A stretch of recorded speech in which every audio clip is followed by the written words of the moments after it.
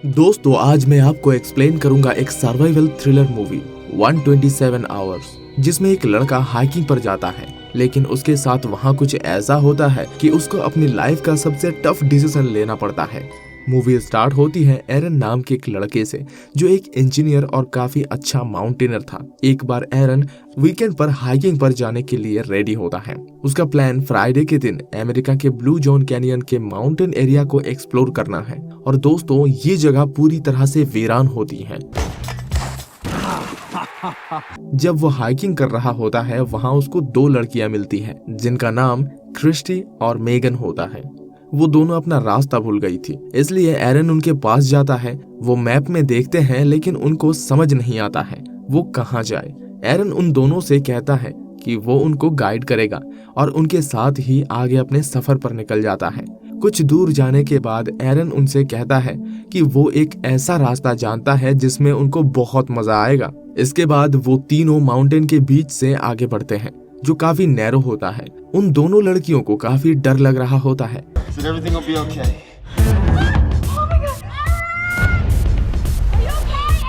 लेकिन एरन भी तभी वहां से नीचे कूद जाता है।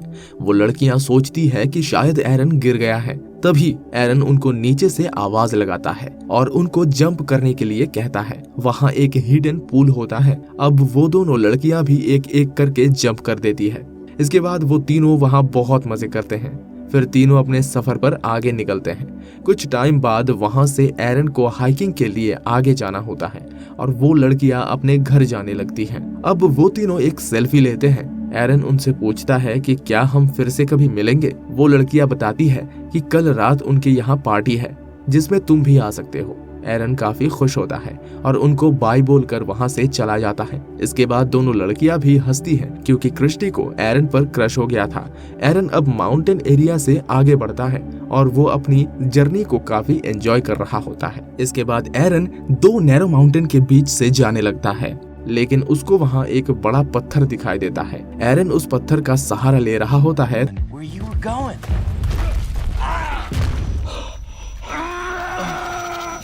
तभी उसका पैर फिसल जाता है, जिसकी वजह से एरन नीचे गिर जाता है और वो पत्थर भी एरन के राइट हैंड पर गिरता है। अब एरन का राइट हैंड उस पत्थर के नीचे फंस जाता है। एरन अपने हाथ को निकालने की कोशिश करता है, लेकिन उसका हाथ वहां से निकलता नहीं। अब एरन उन दोनों लड़कियों को वहां से आवाज लगाने की भी कोशिश करता है, लेकिन वो जगह काफी वीरान थी।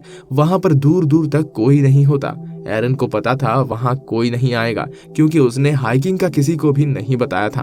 वो वहां पर फंस चुका था और अब उस पर डिहाइड्रेशन और हाइपोथर्मिया का खतरा मंडरा रहा था। इसके बाद एरन अपने बैग में से हाइकिंग का सारा सामान निकालता है। उसको वहां से किसी भी तरह निकलना था। अब हाइकिंग के सामान में उसके पास एक मल्टीपर्पस नाइफ भी होता है। उस नाइफ की मदद से एरन उस पत्थर को काटने की कोशिश करता है, लेकिन वो पत्थर काफी हार्ड होता है। लेकिन एरन हार नहीं मानता है। वो नाइफ से उस पत्थर को काटने की कोशिश करता रहता है। तभी उसका नाइफ नीचे गिर जाता है। फिर एरन अपनी स्टिक की हेल्प से उसको किसी तरह उठा लेता है और फिर से उस चट्टान को तोड़ने की कोशिश करता है। लेकिन अब उसकी नाइफ की धार भी खत्म होने लगी थी और अब रात होने लगती है। एरन को यहाँ पर फंसे हुए काफी घंटे हो चुके थे। उसको नहीं पता था कि वो वहां से कैसे निकलेगा, इसलिए वो अपने हाथ को निकालने की कोशिश करता रहता है। एरन सोने की भी कोशिश करता है, लेकिन रात में ठंड काफी बढ़ गई थी और अब सुबह भी हो जाती है। एरन को यहाँ फंसे हुए 25 घंटे हो गए थे। इसके बाद एरन अपने कैमरा को ऑन करके रिकॉर्डिंग करना शुरू करता है। उसके पास मोबाइल भी नहीं होता है जिससे वो किसी को कांटेक्ट करे। अब अपनी रिकॉर्डिंग में वो कहता है कि मैं यहाँ 25 घंटे से फंसा हुआ हूँ और किसी को नहीं पता था मैं यहाँ हाइकिंग के लिए आया हूँ। मैंने किसी को इस बारे में नहीं बताया है और मेरे पास खाने पीने का सामान भी कम बचा है। इसके बाद एरन को तभी किसी की ऊपर से आवाज सुनाई देती है और वो जोर जोर से चिल्लाने लगता है, लेकिन उसकी आवाज ऊपर तक नहीं जा सकती थी। और अब रात भी हो जाती है। एरन को भूख लगने लगती है और उसके पास जितना खाने का सामान बचा था वो उसको खाने लगता है। तब उसको याद आता है कि उन लड़कियों ने उसको पार्टी में बुलाया था और एरन उस पार्टी को इमेजिन करने लगता है और वो अपने आप से बातें भी करता है। और उसको वो टाइम भी याद आता है जब वो सैटरडे के दिन हाइकिंग के लिए अपने घर से निकल रहा होता है, जहां उसको उसकी माँ की कॉल भी आती है, लेकिन एरन अपने मदर की कॉल रिसीव नहीं करता। और ना ही उनको बताता है कि वो हाइकिंग के लिए जा रहा है।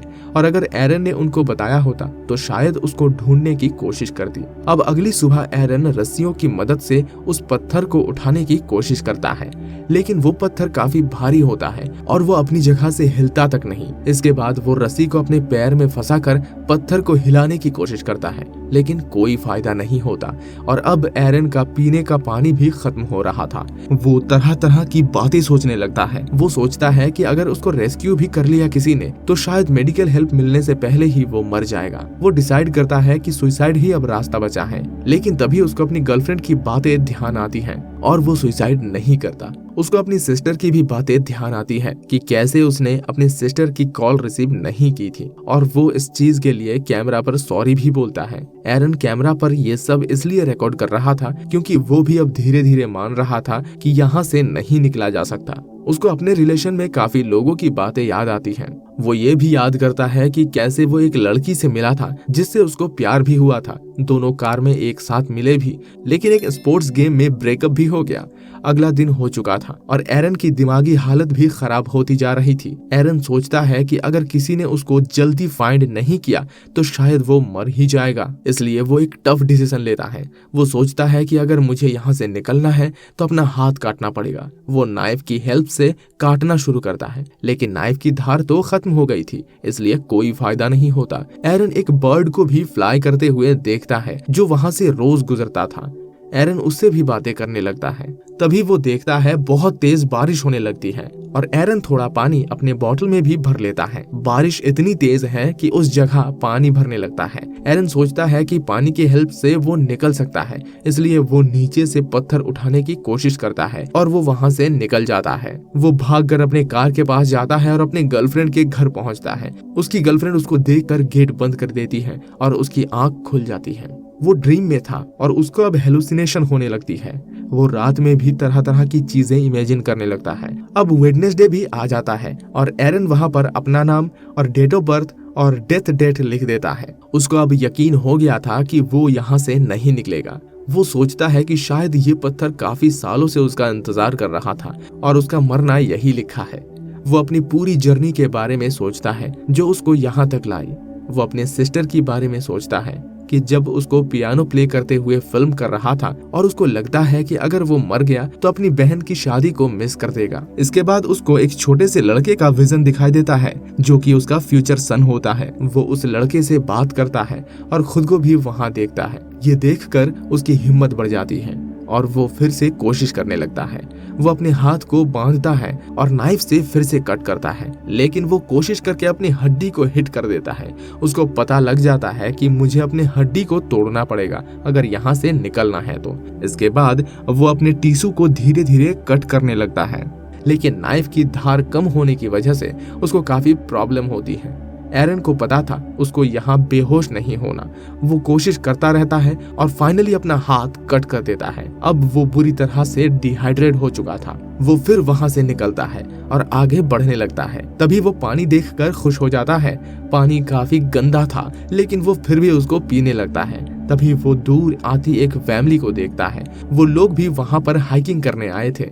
एरन को सब ब्लर दिखने लगता है। एरन को वो लोग पानी भी देते हैं। तभी एक हेलीकॉप्टर भी आ जाता है और वो वहां से निकल जाता है। इसके बाद हम एरन को साफ पानी में स्विम करते हुए देखते हैं, जिसका एक हाथ कट हो गया था। एरन फिर से सेम सोफा देखता है जो उसने माउंटेन में देखा था और अपने फैमिली को उस पर बैठे हुए भी देखता है। और फिर हम देखते हैं रियल एरन को उसकी वाइफ जेसिका के साथ। इसके बाद भी एरन क्लाइंबिंग, हाइकिंग और एडवेंचर करना नहीं छोड़ता। और दोस्तों, यहाँ हमको ये भी पता चलता है कि एरन के स्टार्टिंग में हाथ कट करने का अटेम्प्ट फेल होना भी उसके लिए अच्छा साबित होता है, क्योंकि अगर वो पहले ही अपना हाथ कट कर लेता तो शायद ज्यादा खून बहने की वजह से डेथ हो जाती। बाद में उसकी बॉडी कमजोर हो गई थी, जिसका उसको फायदा मिला और यही मूवी एंड हो जाती है। तो दोस्तों, आपको 127 आवर्स मूवी की स्टोरी कैसी लगी हमें कमेंट बॉक्स में जरूर बताइए। आपसे मिलेंगे अगली वीडियो में, तब तक के लिए बाय बाय।